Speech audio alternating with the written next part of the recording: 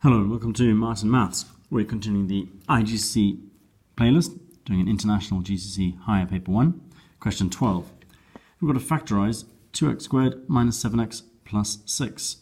Now some people can do this by trial and error, where they just put the two brackets and they see, well, that one has to be 2x and that one must be x. And then what are the factors of 6 that'll lead to something that ends up summing to 7? But because there's a coefficient there, I don't always find this as straightforward. Some people can naturally see that.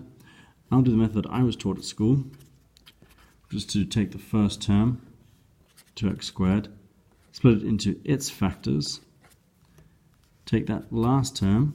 Now I realize that's positive, but I know I need to sum to a negative, so they're both going to be negative, and think about its factors.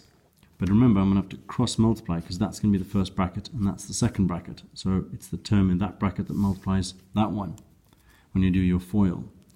So I want something that's going to end up with a 7. If I put the 3 there, I get minus 6 and 1. But if I put the, which might work, I could have, 3 there and then 1 there wouldn't work. But if I put the 3 there and the 2 there, 3 times 2 would give me 6. That would give me minus 4x, that would give me minus 3x. Some of those two brackets would work. Something I've learned since I've been a teacher is the factorizing by grouping, where I multiply those two. 2 times 6 gives me 12. And then I have to think of two factors of 12 that sum to 7. In this case, 4 and 3. So I split that middle term, 2x squared, into minus 4x minus 3x plus 6. So I split that into those two factors. I split it with the even on that side because I know I'm going to factorize that. And that's going to give me 2x, x minus 2. Now I must get that same bracket over here. Otherwise it won't work. X minus 2, and I do. Now I know that it's right. Collect them out. X minus 2, 2x minus 3. As you can see, I get the same answer.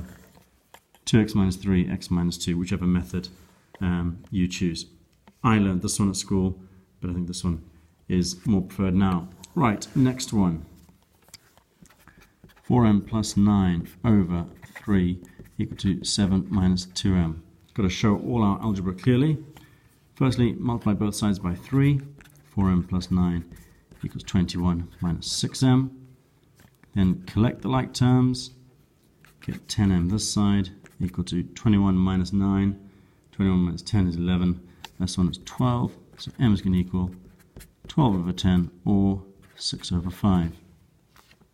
Then they ask us to write 4th root of y over y in the form y equal to b.